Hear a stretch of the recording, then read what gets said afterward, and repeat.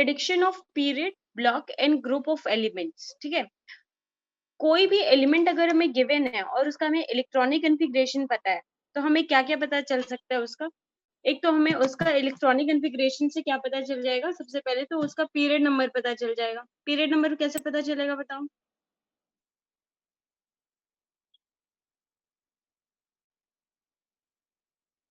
Period number पता चलेगा principal quantum number, that is n. ठीक है, ब्लॉक नंबर कैसे पता चलेगा कि लास्ट इलेक्ट्रॉन जो है वो कौन से सबशेल में एंटर कर रहा है, वहां से हमें क्या पता चल जाएगा, ब्लॉक नंबर। तो सबसे पहला कि इलेक्ट्रॉनिक कॉन्फ़िगरेशन अगर गिवन होगा तो वहां से हमें सबसे पहले पीरियड पता चल जाएगा उस एलिमेंट का और ब्लॉक पता चल जाएगा। ठीक है, दूसरी बात,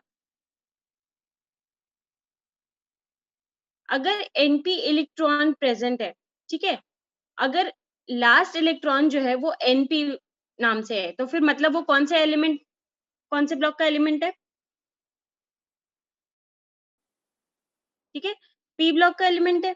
ठीक है, अगर एनपी एब्सेंट है, अगर एनपी है ही नहीं उसमें, ठीक है, तब वो क्या हो सकता है, एस ब्लॉक का भी हो सकता है, पी ब्लॉक का भी हो सकता है और डी ब्लॉक का भी हो सकता है, depending upon the last electron किस में एंटर कर रहा है।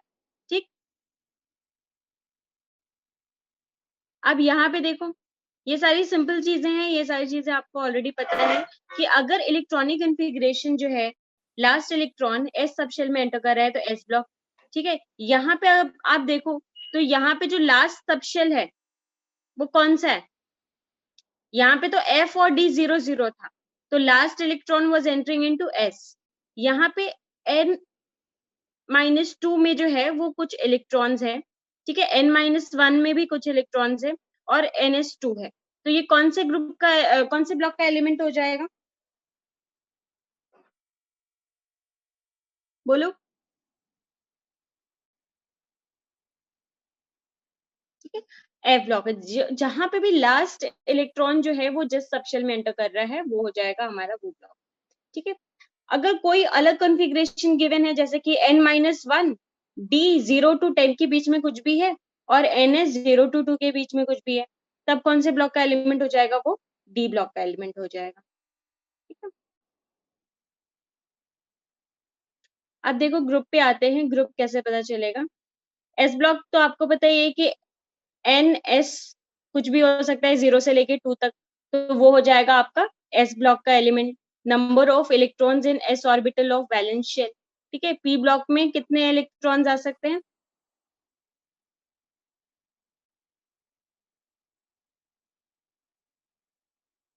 बताओ।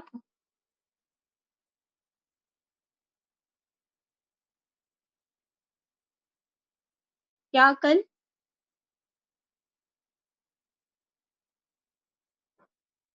एक सेकेंड मुझे चैट खोलनी पड़ेगी। नहीं नहीं, जो मैंने कल नोट्स भेजे थे वो एकदम करेक्ट नोट्स थे।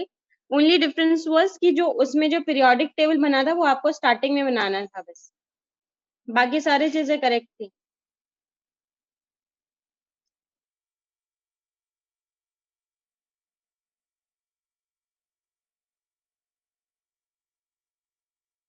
ठीक है, अब ये देखो, आपको कोई भी इलेक्ट्रॉनिक कॉन्फ़िगरेशन गिवन होगा, वहां से आप बता सकते हो कि कौन से ग्रुप का एलिमेंट है।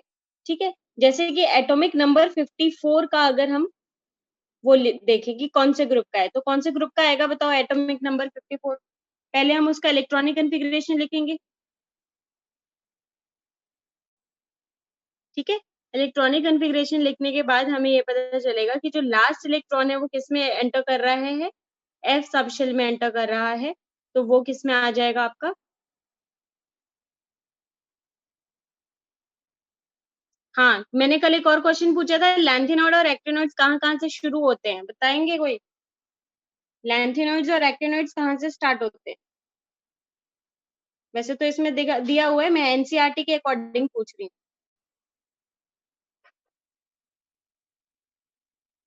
एनसीईआरटी खोल के देखा था किसी ने। तो लैंथेनॉइड का पीरियड होता है 6, ब्लॉक होता है एफ और ग्रुप होता है, स्टार्ट कहाँ से होते हैं वो 3 से होते हैं। ठीक है, 3 थर्ड ग्रुप में ही आते हैं सारे। और एक्टिनोइड का पीरियड होता है 7, ब्लॉक होता है F और ग्रुप नंबर होता है 3। ठीक है।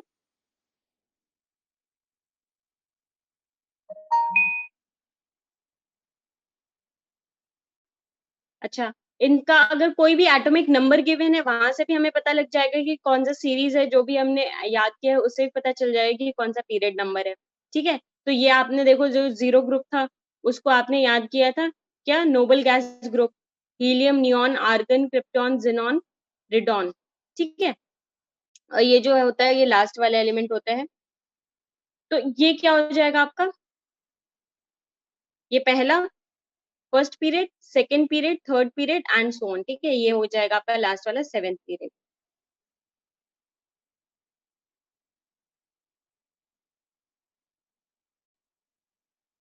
चलो ये आपका क्वेश्चन है कि अगर इलेक्ट्रॉनिक कॉन्फ़िगरेशन गिवन है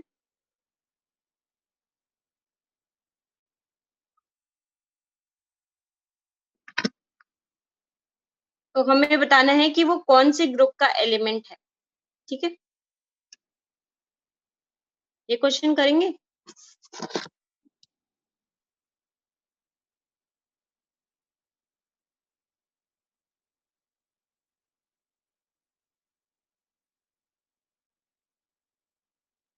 चलो ये क्वेश्चन करो, फर्स्ट टू 8 तक ही करो और बताओ कौन से इलेक्ट्रॉनिक कॉन्फ़िगरेशन गिवन है, आपको बताना है कि कौन से ग्रुप का एलिमेंट है वो, उसका ग्रुप नंबर बताना। कर रहे हैं सारे बच्चे?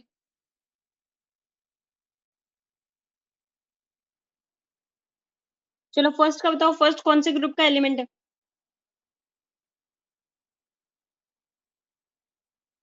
ग्रुप नंबर क्या हो जाएगा? पी ब्लॉक का तो है, लेकिन कौन सा ग्रुप हो जाएगा इसका? देखो लास्ट में कितने 3 है, तो ये ग्रुप नंबर क्या हो जाएगा इसका? 13। ठीक है, सेकंड में देखो, तो सेकंड में क्या हो जाएगा? 3D5 और 4S1। तो ब्लॉक कौन सा है? ये तो डी ब्लॉक का एलिमेंट है। और कौन सा हो जाएगा ये? ग्रुप नंबर बताओ इसका।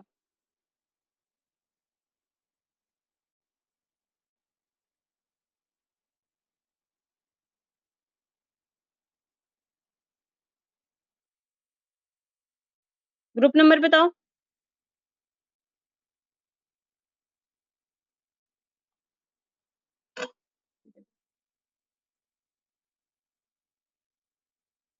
D block and 6 group. ठीक है, फिर आपका ये आ गया, ये भी डी ब्लॉक, और कौन सा ग्रुप?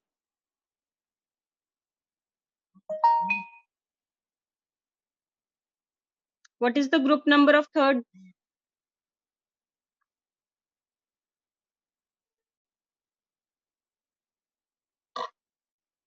ये आपका सेकंड ग्रुप का हो जाएगा।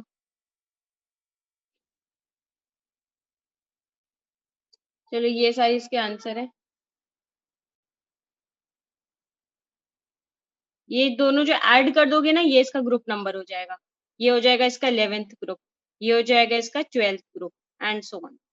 ठीक है, तो आप इलेक्ट्रॉनिक कॉन्फ़िगरेशन से ग्रुप नंबर बता सकते हैं, ब्लॉक नंबर बता सकते हैं, उसका टोटल एटॉमिक नंबर कितना है वो बता सकते हैं। ठीक है, तो ये सारी चीजें आप बता सकते हैं किसी भी एलिमेंट का इलेक्ट्रॉनिक कॉन्फ़िगरेशन अगर आपको पता हो तो।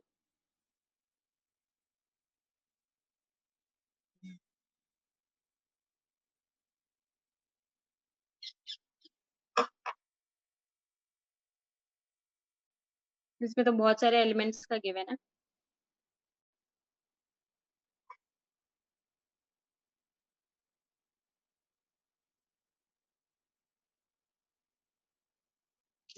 केस 1 हम तब देख रहे थे जब हमें इलेक्ट्रॉनिक कॉन्फ़िगरेशन पता था, तब हम कैसे बताएं। ठीक है, नेक्स्ट हम देखते हैं केस 2। केस 2 में देखो हम period number, period of next inert gas from the periodic table. ठीक है, तो पीरियड नंबर कौन सा होगा? अगर हमें इलेक्ट्रॉनिक कॉन्फ़िगरेशन, मैंने बोला था 2 तरीके से लिख सकते हैं हम। इलेक्ट्रॉनिक कॉन्फ़िगरेशन लिखने का एक और तरीका होता है कि उसका नियरेस्ट जो इनर्ट गैस होता है वो होता है उसका उसके बाद का हम लिख देते हैं, ठीक है। तो नियरेस्ट इनर्ट गैस जो भी होगा, तो period of the next inert gas from the periodic table, ठीक है। ग्रुप नंबर कैसे लिखेंगे? 18 plus atomic number of the element minus next inert gas, ठीक है। और ब्लॉक कैसे? ब्लॉक विल बी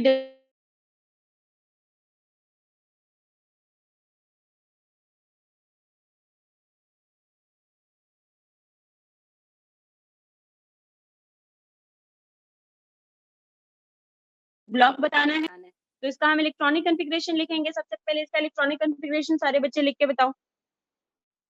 इसका जो नॉर्मल इलेक्ट्रॉनिक कॉन्फ़िगरेशन लिखते हो वो लिखो। लिख रहे हो?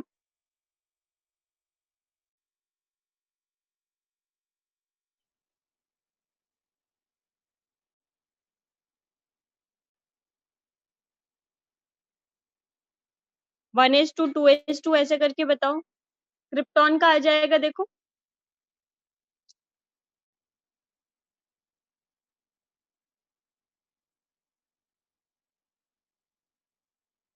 नियरेस्ट अगर ये देखो 30 है, तो इसका नियरेस्ट वो क्या हो जाएगा? नियरेस्ट इनर्ट गैस कौन है इसके पास?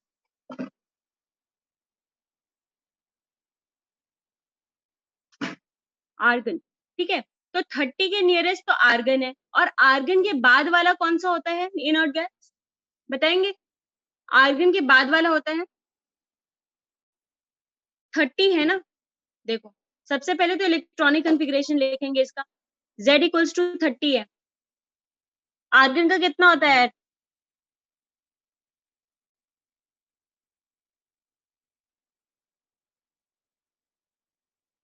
आर्गन का कितना? पहले इसका इलेक्ट्रॉनिक कॉन्फ़िगरेशन लिखो सारे।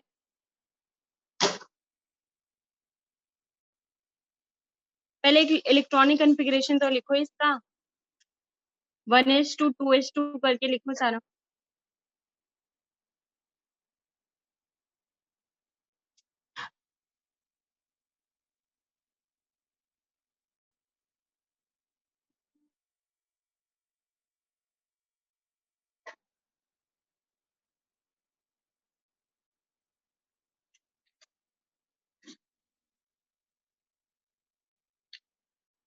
लिख लिया? क्या लिखा है?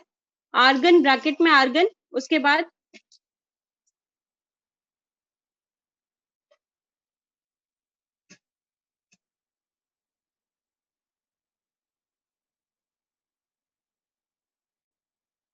इसमें लिखने का नहीं आ रहा अभी।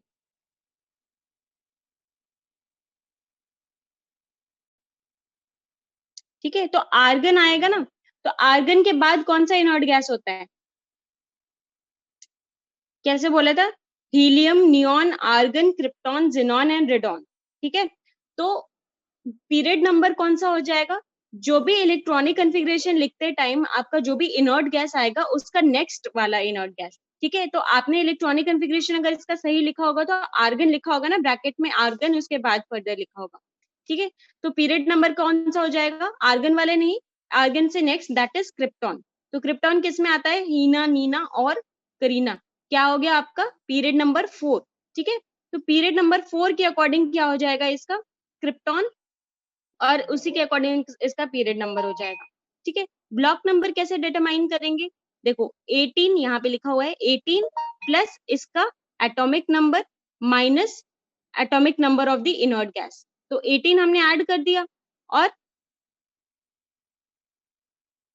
प्लस इसका क्या कर दिया? 30 माइनस 36। एक सेकेंड होल्ड, ठीक है। समझ में आ गया इसका ग्रुप नंबर पीरियड नंबर कैसे करेंगे? सबसे पहले सबसे इंपॉर्टेंट है इसमें इलेक्ट्रॉनिक कॉन्फ़िगरेशन लिखना। और पीरियड नंबर अगर 12 है तो हमें पता है 3 से लेके 12 तक कौन सा ग्रुप होता है? ब्लॉक कौन सा होता है? डी ब्लॉक, ठीक है। अब है हमारे पास z इक्वल्स टू 50। तो 50 के लिए इलेक्ट्रॉनिक कॉन्फ़िगरेशन लिखेंगे। 50 का क्या हो जाएगा? इलेक्ट्रॉनिक कॉन्फ़िगरेशन लिखेंगे 50 के लिए।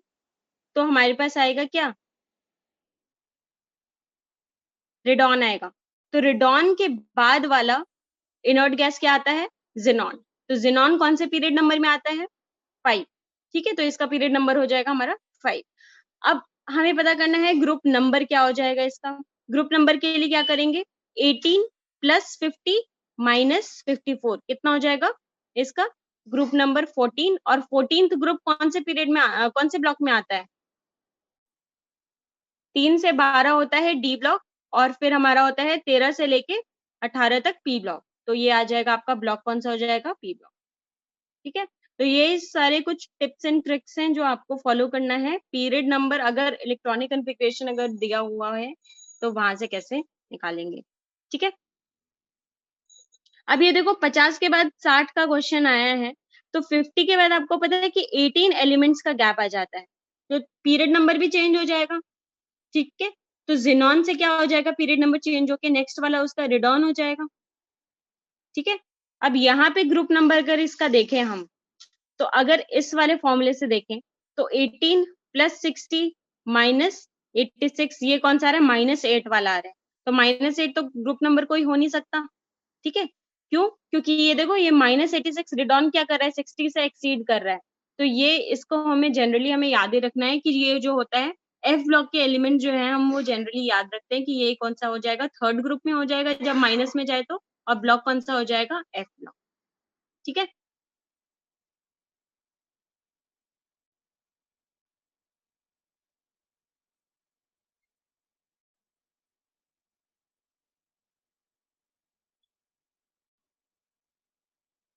ये कुछ एग्जाम्पल्स हैं, ये आप कर लेना। इसमें कुछ समझ में ना आए तो फिर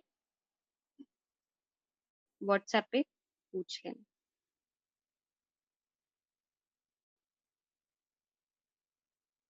देखो पीरियोडिक टेबल सबने बना लिया है?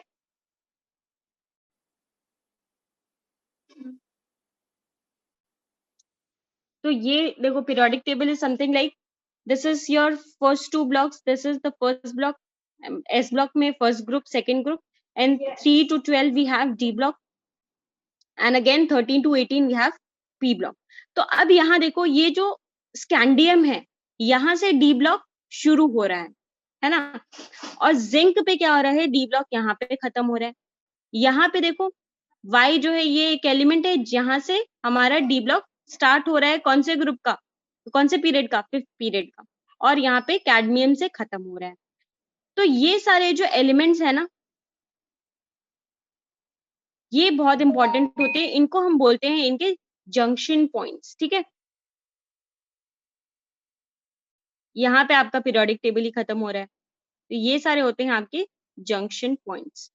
ठीक है, यहाँ से लैंथेनॉइड सीरीज स्टार्ट होती है, तो लैंथेनॉइड में जो पहला एलिमेंट होता है 57 से स्टार्ट होता है लैंथेनॉइड। ठीक है, एक्टिनॉइड 89 से स्टार्ट होता है, तो 58 से 71 तक जो पूरा सीरीज होता है उसको बोलते हैं लैंथेनॉइड का सीरीज। ठीक है, और 90 से 103 तक जो होता है उसको बोलते हैं हम एक्टिनॉइड का सीरीज। ठीक है, तो ये सारे आते हैं ग्रुप 3, ये ग्रुप 3 में ही आता है सारा, lanthanoid series and actinoid series.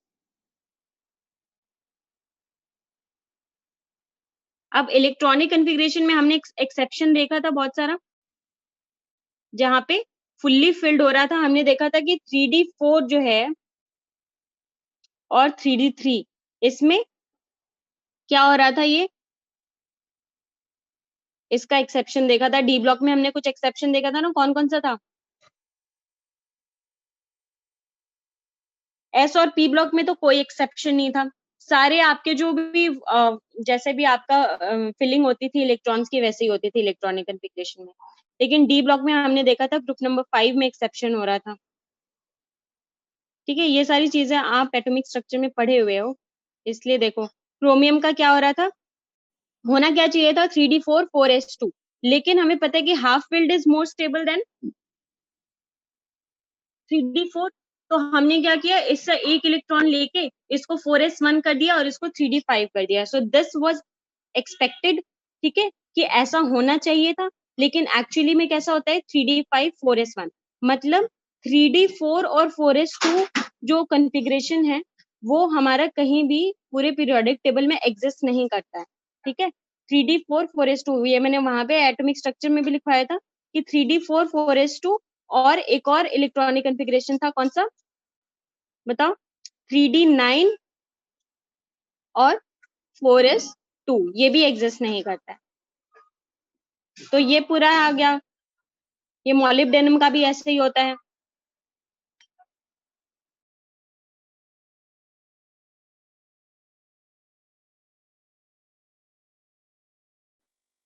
ठीक है, इसका भी क्या होना चाहिए? 4d4 और 4s2, लेकिन ये वाला तो एग्जिस्ट ही नहीं करता पीरियोडिक टेबल में, इसलिए ये क्या करता है, एक इलेक्ट्रॉन ऐसे ले लेता है, हाफ फिल्ड बना लेता है, and that is why it is more stable.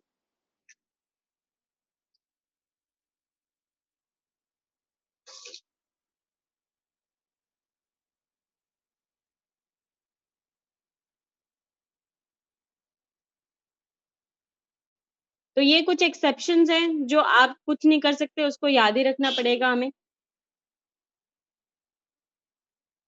जैसे कि रूथियम का हो गया, रूथियम का भी हमें याद रखना है, इसका एक्चुअल में क्या होता है, 4d7 एंड 5s2। आप लोग एनसीईआरटी पढ़ रहे हैं सारे के सारे? कितने लोगों ने एनसीईआरटी को रीड किया है एक बार, जब से ये चैप्टर स्टार्ट हुआ है? ठीक है, एनसीईआरटी जो भी बच्चे रीड कर रहे हैं, पहली बात तो ये सारे बच्चों को एनसीईआरटी रीड करना है, क्योंकि बहुत सारी चीजें इसमें ऐसी हैं जो आपको एक एक लाइन से क्वेश्चन आ जाता है, ठीक ठीक है। तो चाहे आप कितना भी कॉन्सेप्ट पढ़ लो, अगर उस लाइन से क्वेश्चन आ जाएगा तो वो लाइन आपको कोई भी बुक में नहीं मिलेगा except for NCERT. That is why NCERT is very important. तो एनसीईआरटी आपको पढ़ना है। फॉर एग्जाम्पल यहाँ पे जो जितने भी इलेक्ट्रॉनिक कॉन्फ़िगरेशन के एक्सेप्शन है, you have to follow NCERT only. Okay,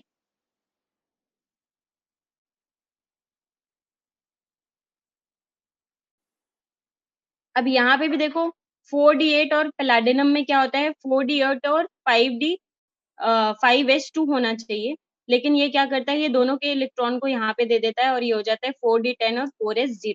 ठीक है, ये हो जाता है इसका actual, because that is more stable. ठीक है, इसको हम स्टेबिलिटी से ही रिलेट कर सकते हैं, वही इसका हो सकता है। सिमिलरली फॉर प्लैटिनम, प्लैटिनम में होना चाहिए 5d में 0 होना चाहिए, 6s0 होता है 4d। तो ये क्या करता है, 5d9 और 6s0 होना चाहिए, लेकिन ये क्या करता है, एक इलेक्ट्रॉन s में दे देता है इसको हाफ फिल्ड बनाने के लिए, तो ये हो जाता है 5d8 और 4s1।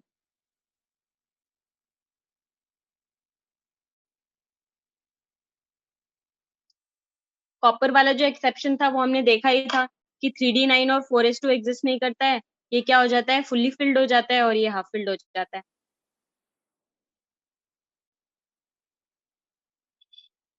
ये वाला कैसे याद रखोगे, देखो नीचे जा रहे तो ये कॉपर है, ये सिल्वर है, ये क्या है, गोल्ड है। तो ये वाला ग्रुप 11 कैसे याद रखोगे, ग्रुप 11 में नीचे जाओ तो कीमत बढ़ रही है कि नहीं बढ़ रही है? कॉपर सस्ता आता है, फिर सिल्वर आता है, फिर एयू आता है। तो जो इसको याद रखना है कि कीमत बढ़ रही है नीचे जाने पे, देखो कीमत बढ़ती है। तो कॉपर का पूरे के पूरे ग्रुप का ही सेम हाल है, सब में ही क्या आ रहा है, इसमें 3d9 4s2 आ रहा है, इसमें 4d आएगा, 5s आएगा, इसमें 5d आएगा, 6s आएगा। लेकिन क्या हो जाएगा, यहाँ पे जो एक इलेक्ट्रॉन है वो यहाँ पर आ जाएगा, इसको फुल्ली फिल्ड बना देगा, तो सारे का ही ये हो जाएगा ग्रुप 11। ठीक है,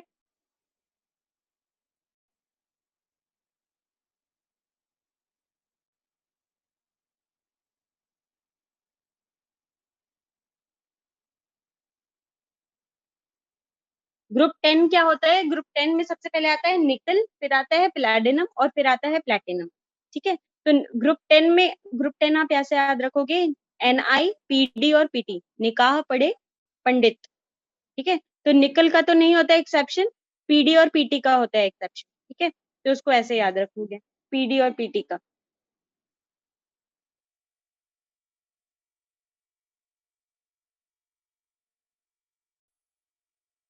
तो ये सारे एक्सेप्शंस हैं, ये याद ही रखने हैं हमें, बस हम निमोनिक्स बना सकते हैं इसको याद रखने का, और कोई, देखो 3D सीरीज में क्या पॉसिबल नहीं था, D4 और D9, क्योंकि वो क्या हो जा रहे थे, हाफ फिल्ड हो जा रहे थे।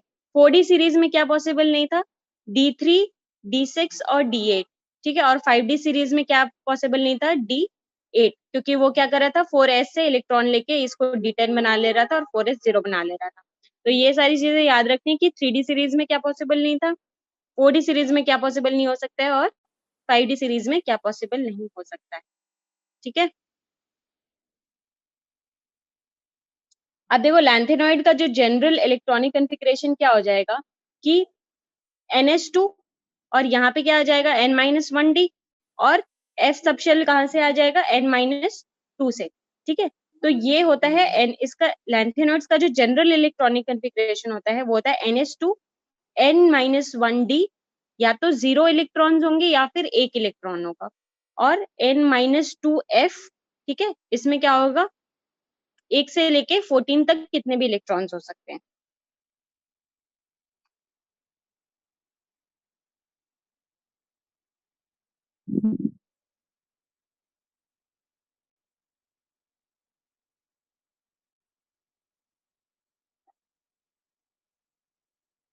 तो ये देखो इनका इलेक्ट्रॉनिक कॉन्फ़िगरेशन यहाँ से स्टार्ट हो रहा है। सीजियम का क्या होता है,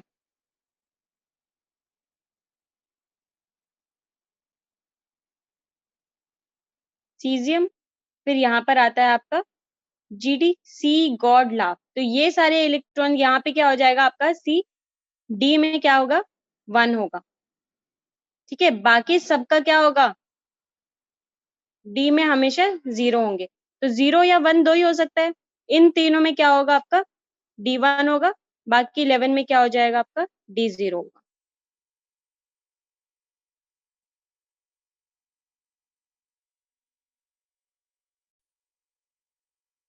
फिर आता है आपका एक्टिनोइड सीरीज।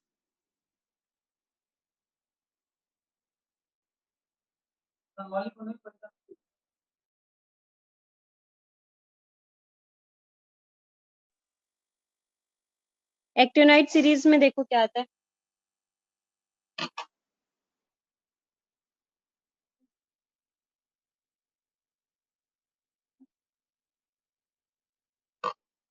तो क्या आपका एक्टिनोइड सीरीज, ठीक है। पंडित अर्बन नेपाली कम स्टेट, ठीक है। तो ये है आपका पूरा एक्टिनोइड सीरीज, ऐसे याद रखोगे आप। इसमें क्या होता है आपका D2, देखो इसका जनरल इलेक्ट्रॉनिक कॉन्फ़िगरेशन क्या हो जाएगा, NS2 ND N-1D2, और N-2F, 0 से लेके कहाँ तक, 14 तक कुछ भी हो सकता है। तो यहाँ पे होता है आपका लैंथेनॉइड सीरीज और एक्टिनॉइड सीरीज, और इनका जनरल इलेक्ट्रॉनिक कॉन्फ़िगरेशन ये होते कौन से हैं, डी ब्लॉक एलिमेंट्स में ही आते, ठीक है। अब देखो जनरल टर्मिनोलॉजी, जो अभी तक मैंने जो बताया ना, एक्सेप्शन वगैरह वो सारी चीजें याद करने वाली हैं। आप लोग एनसीईआरटी पढ़ो और उसको फिर से एक बार याद करने की कोशिश करो। नहीं याद हो रहे तो फिर अगर इन निमोनिक्स से नहीं याद हो रहे तो मुझे बता देना, मैं कोई और निमोनिक्स आपको इजी सर्च करके दे दूंगी। अदरवाइज बाकी सारे बच्चे तो ऐसे निमोनिक्स से याद करते हैं, ठीक है। तो जनरल टर्मिनोलॉजी अब आ रही है आपकी समझने वाली बातें। अब तक तो थी सारी एक्सेप्शंस वगैरह थे और जितने भी आपको याद करने वाली चीजें थी, कैसे क्या होता है हमारा पीरियोडिक टेबल। अब हमारे हैं धीरे धीरे जनरल टर्मिनोलॉजीज पे। तो सबसे पहले देखते हैं नॉर्मल एलिमेंट्स, मेन एलिमेंट्स या रिप्रेजेंटेटिव एलिमेंट्स किसको कहते हैं, ठीक है। तो मैंने क्या बोला था कि जो भी जितने भी एलिमेंट्स एस या पी ब्लॉक के होते हैं एक्सेप्ट इनर्ट गैस, वो सारे होते हैं हमारे नॉर्मल एलिमेंट्स। तो कौन कौन से ग्रुप नंबर कौन कौन सा हो जाएगा, बताओ जल्दी से। ग्रुप नंबर क्या क्या हो सकता है फिर, ग्रुप नंबर 1, 2, है ना, और 13 से लेके 18, नहीं 18 तो इनर्ट गैस का हो जाएगा, 13 से लेके 17 तक, ठीक है। तो ये हो जाएगा आपका नॉर्मल एलिमेंट्स, या तो नॉर्मल एलिमेंट्स कह लो, मेन एलिमेंट्स कह लो, या रिप्रेजेंटेटिव एलिमेंट्स कह लो। तो they are basically belonging from S block and P block elements, ठीक है। Now coming on to typical elements. Elements जो होते हैं थर्ड पीरियड के, ठीक है, उनको बोलते हैं हम टिपिकल एलिमेंट्स, ठीक है। Elements of third period which represents the properties of their representative groups, ठीक है। वो जिस ग्रुप के भी हैं थर्ड पीरियड वाले जो एलिमेंट्स होते हैं उनको हम बोलते हैं टिपिकल एलिमेंट्स। ठीक है, सेकेंड पीरियड में क्यों नहीं करते हम? देखो सेकेंड पीरियड तो क्या होता है, कितने एलिमेंट्स होते हैं सेकेंड पीरियड में, बताओ। सेकेंड पीरियड में कितने एलिमेंट्स होते हैं? 8। तो उसको कौन सा पीरियड बोलते हैं? स्मॉल पीरियड बोलते हैं ना। ठीक है, तो हमारा देखो सेकेंड पीरियड को इसलिए नहीं बोलते क्योंकि सेकेंड पीरियड क्या होता है, comparatively it is smaller. Okay, and also second period में डी ब्लॉक के एलिमेंट्स नहीं होते हैं, there is absence of D orbitals. ठीक है, दे कांट बी, ये अगर डी ऑर्बिटल ही नहीं है तो फिर हम उनकी प्रॉपर्टीज तो बता नहीं सकते हैं। ठीक है, और इसीलिए क्या होता है, हमारे सेकेंड पीरियड के जो एलिमेंट्स हैं उनको हम नहीं लेते हैं, और उनकी आयनाइजेशन एनर्जी भी ज्यादा होती है। आयनाइजेशन एनर्जी पता है क्या होती है? क्या होती है आयनाइजेशन एनर्जी, बताओ जल्दी से। जो सारी चीजें हमने एटॉमिक स्ट्रक्चर में पढ़ी थी वही सारी चीजें हैं। ग्राउंड स्टेट टू इंफिनिटी पढ़ा था हमने, यहाँ पे भी हम वही पढ़ेंगे कि ग्राउंड स्टेट तो नहीं पढ़ेंगे यहाँ पे, मतलब नॉर्मल स्टेट में, नॉर्मल गैसियस स्टेट में हम पढ़ेंगे। ठीक है, ग्राउंड स्टेट और ये जो एनर्जी लेवल्स थे वो तो हमने एटॉमिक स्ट्रक्चर में देखे थे। यहाँ पे हम देखेंगे जो नॉर्मल स्टेट है वहां से, नॉर्मल मतलब गैसियस स्टेट, कोई भी अगर आप इलेक्ट्रॉन निकाल रहे हो तो कैसे निकालोगे? किसी सॉलिड से क्या इलेक्ट्रॉन निकालना इजी होगा? Can you just extract an electron from any solid element? बहुत मतलब हार्ड एलिमेंट है, उससे आप इलेक्ट्रॉन निकाल सकते हो? इजी होगा? नहीं होगा। इसीलिए बोलते हैं कि आयनाइजेशन एनर्जी हमेशा कहाँ से निकालना इलेक्ट्रॉन? गैसियस एलिमेंट से। कि कोई भी एलिमेंट हो, चाहे आप आयरन की बात करो, पहले उसको उसके गैसियस फेज में ले आके, ठीक है, आइसोलेट करके मतलब सिंगल एलिमेंट करके उसका इलेक्ट्रॉन निकालोगे तो वो होगा आपका आयनाइजेशन एनर्जी। तो सेकेंड पीरियड में क्या होता है, जनरली हाई आयनाइजेशन एनर्जी पाया जाता है। इसीलिए हम क्या कहते हैं, सेकेंड एलिमेंट को टिपिकल एलिमेंट्स नहीं बोलते हैं। कौन से पीरियड को बोलेंगे टिपिकल एलिमेंट्स, बताओ? थर्ड पीरियड को बोलेंगे। ठीक है, विच represents the properties of their group, वो पूरे के पूरे ग्रुप की प्रॉपर्टी को करते हैं रिप्रेजेंट। अब आते हैं देखो ब्रिज एलिमेंट्स। ब्रिज एलिमेंट्स क्या होते हैं? ब्रिज देखा है ना, ब्रिज देखा होगा। ठीक है, which can show similarity in properties between two group. देखिए ये जो ब्रिज एलिमेंट वाली प्रॉपर्टी आई है, ये आई है मेंडलीव के पॉइंट्स। ठीक है, अब देखो सोडियम था, सोडियम किस में आ रहा था? 1A में आ रहा था। और 1A वाले एलिमेंट्स कौन थे? एस और पी ब्लॉक वाले। और बी वाले एलिमेंट्स कौन थे, जल्दी से बताओ? बी वाले एलिमेंट्स कौन आ रहे थे जो मेंडलीव के अकॉर्डिंग? नहीं, कॉइनेज तो आ ही रहे थे इसमें, तो कॉइनेज फर्स्ट ग्रुप में कॉइनेज आ जा रहे थे, लेकिन typically they were from D block, है ना। जो बी वाले एलिमेंट्स थे they were from D block, whereas A वाले elements were from S and P block. तो सोडियम के बाद क्या आ रहा था? देखो सोडियम 1A में आ रहा था, दे वर अल्कली मेटल्स, वेरएज कॉपर जो आ रहा था वो 1B में आ रहा था। तो it is typically from D block and it is a coinage metal. ठीक है, तो अब इनके प्रॉपर्टी में क्या होती है? कुछ सिमिलैरिटी होती है। ठीक है, तो इन्हीं को बोलते हैं जिनके प्रॉपर्टीज में कुछ सिमिलैरिटीज होती हैं and they are not from the same group, फिर भी सिमिलैरिटी हो रही है, तो उन एलिमेंट्स को हम बोलते हैं ब्रिज एलिमेंट। ठीक है, अगेन मैग्नीशियम के देखो नीचे का क्या आ गया, मैग्नीशियम के नीचे एक तो यहाँ पे कैल्शियम आ गया, स्ट्रॉन्शियम आ गया, तो ये सारे एलिमेंट्स क्या हो गए? सेकेंड ए के एलिमेंट्स। सेकेंड बी में कौन से एलिमेंट आ रहे थे? जिंक वाले। तो कैसे याद किया था? जिंदगी कड़वी है जी। ठीक है, जिंक, कैडमियम एंड मरकरी, तो ये कौन से आए थे? बी वाले एलिमेंट्स। अब there is a typical similarity between magnesium, zinc and zinc. ठीक है, तो ये सारे एलिमेंट्स क्या हो जाएंगे? आपके ब्रिज एलिमेंट्स हो जाएंगे। ठीक है, ये कहाँ से एक्सट्रैक्ट किया है? आपके मेंडलीव पीरियोडिक टेबल से। Okay,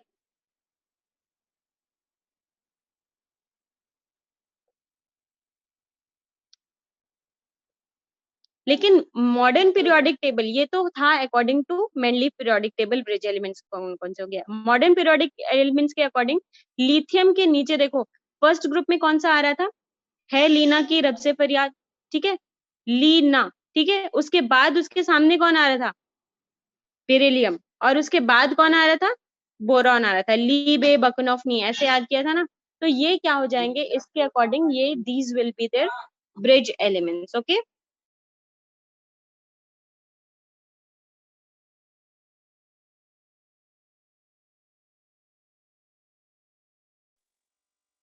Om Ahuja, any doubt?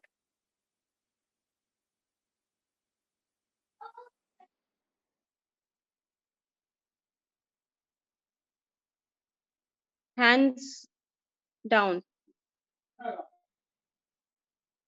अब देखो, अब टिपिकल जैसे हमारा जो पीरियोडिक टेबल है उसमें देखें तो वहां पे कुछ होता है आपके डायगोनल रिलेशनशिप।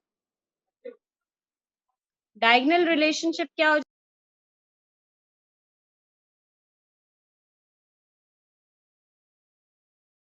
देखो, let us understand what is diagonal relationship. There are some elements which shows relationship between their with their elements present diagonally opposite. ठीक है, अब देखो लिथियम पहले वाले ग्रुप में आता था, हेलिना की रथ से फरियाद। दूसरे वाले में बेटा मांगे कार स्कूटर बापरा जी। ठीक है, इसमें क्या आ रहा था, बाल गाय बिंडिन तेल से, और यहाँ पर आ रहा था काशी गए संत प्रभु। अब ये देखो लिथियम के डायगोनली ऑपोजिट कौन है? अगर इस ग्रुप की बात करें फर्स्ट और सेकंड ग्रुप की, तो लिथियम के डायगोनली ऑपोजिट कौन है? मैग्नीशियम। ठीक है, बेरिलियम के डायगोनली ऑपोजिट कौन है? एल्यूमिनियम। और बोरॉन के डायगोनली ऑपोजिट कौन है? सिलिकॉन। तो इनके बीच में कुछ स्ट्राइकिंग सिमिलैरिटीज होती हैं इनके फिजिकल एंड केमिकल प्रॉपर्टी में। जैसे कि कौन कौन से बेसिस पे होती है उनकी प्रॉपर्टीज, देखो, जैसे कि उनका आयनिक पोटेंशियल बराबर होता है, उनका साइज ऑलमोस्ट सेम होगा, उनका चार्ज ऑलमोस्ट बराबर होगा उनके ऊपर। ठीक है, तो ये कुछ सिमिलैरिटीज होती हैं जो डायगोनल रिलेशनशिप में एलिमेंट्स शो करते हैं। ठीक है, तो लिथियम का कौन सा डायगोनल हो जाएगा? मैग्नीशियम। हमें ये याद रखना है कि अगर आपको ग्रुप नंबर पता होगा तो ये first group, second group, 13 and 14 group, तो इसी में होते हैं आपके डायगोनल रिलेशनशिप ज्यादातर। तो लिथियम का मैग्नीशियम, बेरिलियम का एल्यूमिनियम और बोरॉन का silicon.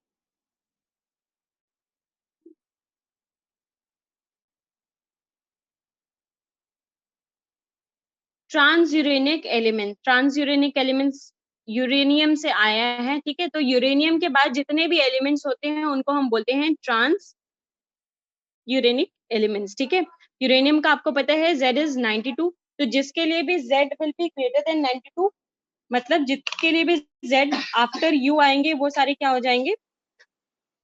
ट्रांसयूरेनिक elements. They all are synthetic. Synthetic का क्या मतलब है? They have been produced, they have been formed in the laboratories, they are not found naturally. ठीक है, उनको हमने बनाए लैबोरेटरीज में। So they all are synthetic and they all are radioactive. As you all know कि uranium भी एक radio active element होता है। तो जितने भी यूरेनियम के बाद वाले एलिमेंट्स होंगे वो सारे भी क्या होते हैं? रेडियो एक्टिव होते हैं। ठीक, ये कुछ टर्म्स हैं।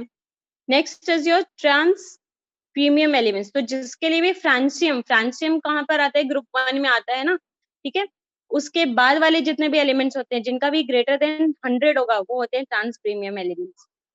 ये सिर्फ टर्म्स हैं, आपको पता होना चाहिए ये क्या क्या होते हैं।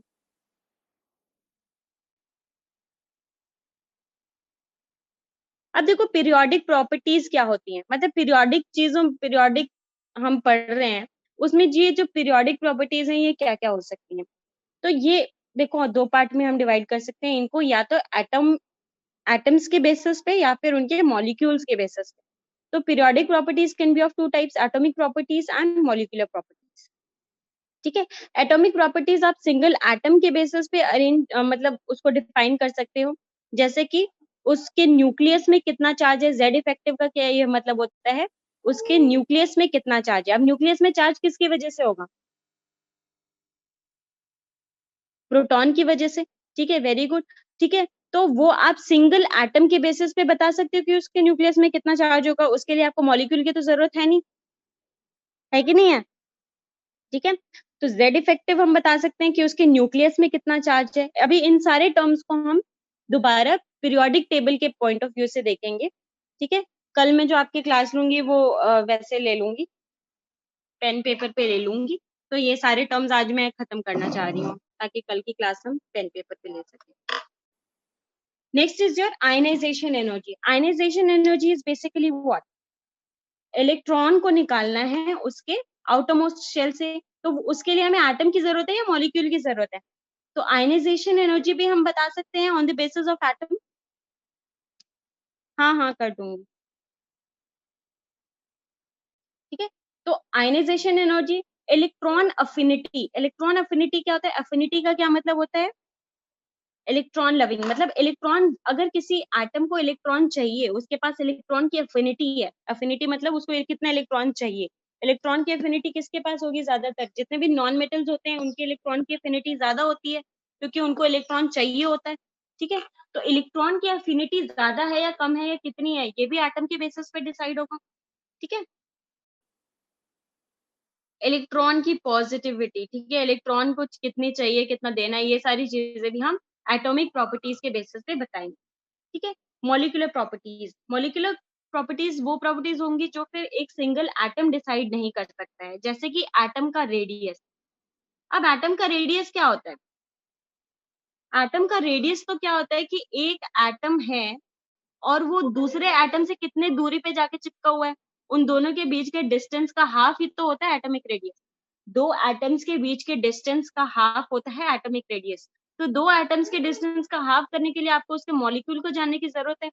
तो इसीलिए मॉलिक्यूलर प्रॉपर्टीज जो है वो एटम्स के द्वारा एक्सप्लेन नहीं की जा सकती। For example atomic radius. अब किसी भी एलिमेंट का मेल्टिंग एंड बॉइलिंग पॉइंट कौन डिसाइड करेगा? उसका मॉलिक्यूलर फॉर्म या एटॉमिक फॉर्म? क्योंकि मेल्टिंग करो या बॉइलिंग करो, उसके एटम पे तो कोई फर्क नहीं पड़ने वाला। फर्क किस पे पड़ेगा? उसके मॉलिक्यूल्स ब्रेक होने लगेंगे, उसके मॉलिक्यूल्स आपस में टकराने लगेंगे, तो वो हो जाएगा आपका melting point, boiling point. Density, कौन सा एलिमेंट के अपने एटम से कितना ज्यादा फोर्स ऑफ अट्रैक्शन से वो एडहेड है, ठीक है, वो कौन डिसाइड करेगा? उसकी डेंसिटी डिसाइड करेगी, और डेंसिटी के डिसाइड करने के लिए क्या चाहिए हमें? मॉलिक्यूल चाहिए।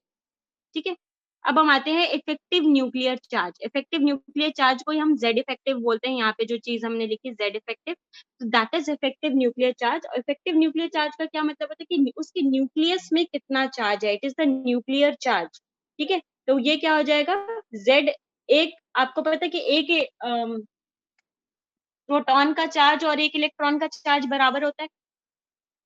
तो जितना भी उसका Z होगा उतना ही नंबर ऑफ प्रोटॉन होंगे उस एलिमेंट में, और टोटल उसके न्यूक्लियस में चार्ज कितना हो जाएगा? Total number of proton that is Z into एक प्रोटॉन पे charge that is plus E।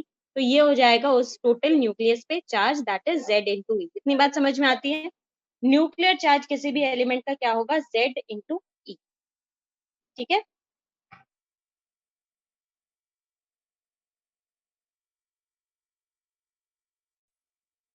अब देखो जैसे कि सिंगल स्पीशीज की बात करें, हाइड्रोजन की बात करें, तो हाइड्रोजन का Z क्या होता है? What is the atomic number of hydrogen? 1। तो एक ही इलेक्ट्रॉन का चार्ज होगा इसके पर, पॉजिटिव वो भी। ठीक है, तो 1। हीलियम का क्या हो जाएगा? 2e। और H प्लस का क्या हो जाएगा?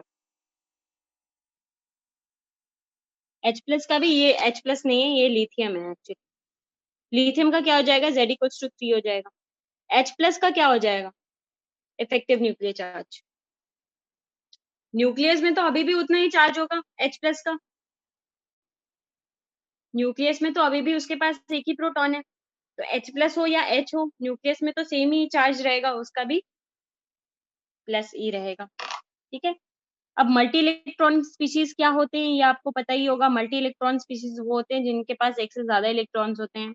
जितने भी एलिमेंट्स होंगे, स्पीशीज होंगी apart from hydrogen, they will be multi electron species. ठीक है, अब ये सारी चीजें हम नेक्स्ट क्लास में करेंगे। बाकी आपने यहाँ तक करना है।